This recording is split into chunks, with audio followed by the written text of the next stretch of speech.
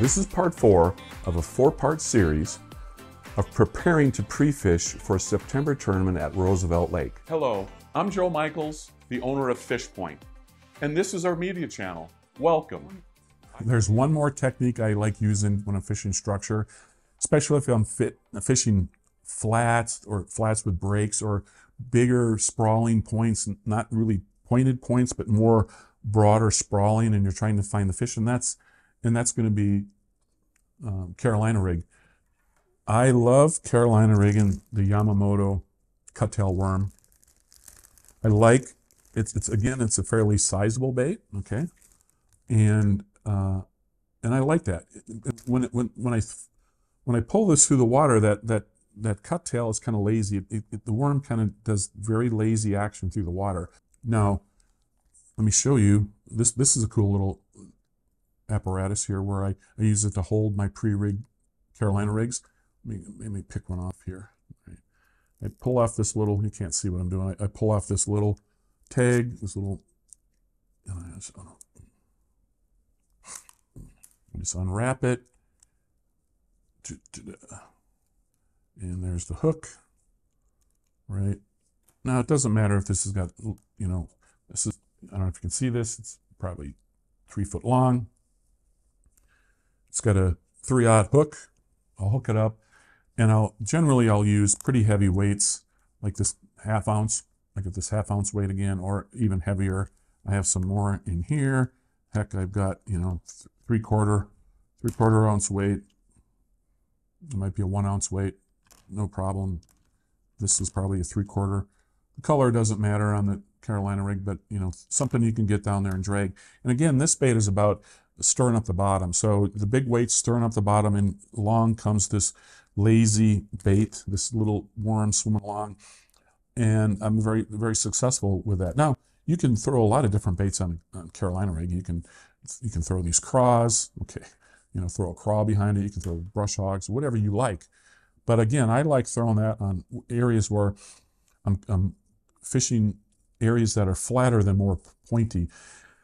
If it's got a really steep break, I'd rather just put on a jig, okay, and fish the break with a jig, because I feel like I can fish it better. But if it's a sprawling, flatty point, sometimes when they're not taking the jig, but their fish are present, this presentation where, you know, it's way behind the weight and kind of just fluttering around is exactly what they want. They want that little more subtle technique. So give that a try. By the way, when I am fishing Carolina rig, sometimes it's very difficult casting a Carolina rig, so you want to use a really long rod. And again, here's where the Warhorse is the perfect rod for this. Again, it's 7'5", it's long, it casts a long ways. Perfect action, medium heavy, the fast action, and again, that fast reel. I can tell you this is an incredible rod for fishing Carolina rig. Before we move on to, let's say, topwater, I also want to talk about this time of year. Sometimes you do have to get down and finesse a little bit. Yes, you can always finesse with drop shot. And yes, you can catch big fish on drop shot, but I'd rather go elsewhere to start with. So I also like fishing, let's say, shaky worms. Here's a couple worms I like. It's the KVD. I've already showed you that. I like it. It's a 5-inch worm. I like it's a little meaty. It just looks a little bulkier. And there's absolutely no reason why not to try power worms. The bottom hopper, you know, the power bait scent is the power bait scent is just incredible. So I think this is a great bait to use. And also, I really am into little fatter worms. So again, this is a big bite. This is the big bite, and it's a 6 foot. It's This is a big bite, and it's a 6-inch worm, but it's really fat. And again, this time of year, I think the fish can handle the bigger baits. They might even bite it better. One way to fish it is these worms. Shaky head is this sort of classic shaky head where you just go ahead and poke it through like this, stick it through, flip it around, push it up on the head, okay, and then just sticking it through like that. There you have it. You know, you have to work a little bit, do a little better job of embedding it, and then you have it shaky head style. The other way is you see some different styles like this. They're stand-up weights, right, with screw locks. Again, I can take this particular worm, just go ahead and stick it on there and start screwing it.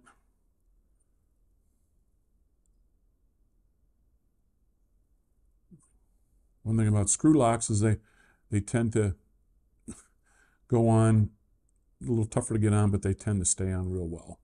Just one more turn. There we go. And hook it up just like so. There I have it. It's pretty weedless. I might bury the hook a little bit, but notice there's a little bend. What I like about these wire ones, you can actually bend it a little bit, straighten it out if you like, if that's important to you. Bury it a little bit in there, and there you go. And by the way, here you have it's a stand-up too. So, sometimes this thing's going to land. It's going to land on the bottom. It's going to stand up like that. So, kind of a fun way to fish it. Nothing wrong with hooking this up Texas style. I would just take this one, put a 3/8-ounce head on it, hook it up Texas style, and fish it that way. As a matter of fact, I might just fish all these Texas style, but I wanted to show you some different options. When I fish the smaller worm, shaky head style, I like using a spinning rod. It just feels better. This is the Power Finesse from St. Croix. It's 7'3". It's a medium with a fast tip. It's got the perfect amount of leverage to make long casts, and it's a great rod. When you set the hook, you can push that hook through the bait and into the fish's mouth. So that's what I like using when I fish the shaky heads. You can also use a bait caster. And I would be the 7'1" all in. And certainly when I go Texas style, I probably would use that way too. So another thing that can be very effective this time of year is throwing big crankbaits. Again, I think the fish are still in the summer pattern. Water's warm. They're ready to eat bigger baits. So why not throw some big baits at them? One of the biggest baits on the market is the Mega Bass Big M 7.5, and that's 7.5 meters. So that's like 21, 22 feet. This is a huge bait, but guess what? So are gizzard shads. So to me, this is going to emulate a gizzard shad, and this is about getting bigger bites. This is about, I have my limit, and I'm going to go after it for a while, fishing the structure, fishing the points 15, 20 feet deep, and trying to run this through there to get the big fish to bite. They also have the Big M 3.5 or 3.0 at 3 meters, 12 feet. Again, this is a big bait, same size. It just doesn't dive as deep. So, that's something you can try if you're looking for the bigger bites. When I'm throwing this big bait, they're like 2 ounces. So the rod I use for these big giant crankbaits that weigh 2 ounces is the Magnum cranker from St. Croix. It is an extra moderate action. So the extra heavy is the part of the rod that you use to cast. It allows you to manage casting this very large bait. The moderate part is because they're crankbaits, and you want that rod to give if you're getting the big fish on, right? So it's a very interesting combination. I have a very interesting reel on here. This is the Abu Garcia Beast, and I got this by accident. I was ordering a reel, and I wanted to get one that was a 4.5 to 1 slow speed for those deep cranks. And the picture they showed at Telco Warehouse was one with 2 handles on. A handle with 2 knobs on it. When I ordered it, this showed up. I'm like, what's this, right? And I started looking at it going, well, that's interesting. I've taken it out a couple times, been throwing it, and it's a different, reeling in is a different feeling, but it actually works very well. I do not get tired throwing this big crankbait on this big rod with this big reel. So I'm going to keep trying this and keep using it and give it a shot. If nothing else, I'm going to put it on a big old swim bait rod, and I'll be set up for that. You might find a really good crankbait bite, and using these smaller baits might be the ticket. Yeah, throwing this big giant guy to me is like you're going for the big bite, okay? Here is more like, hey, let's just try to catch some fish on structure with crankbaits.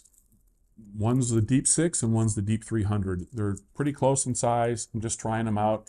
They're slightly different sizes. I use the St. Croix 7'10", heavy action with a moderate, heavy power with a moderate action, or they have another one that's 7'4". It's again heavy with a moderate action, but it's a glass rod. So I can have a couple of these tied on, and I can go to work fishing these baits out on points and along flats.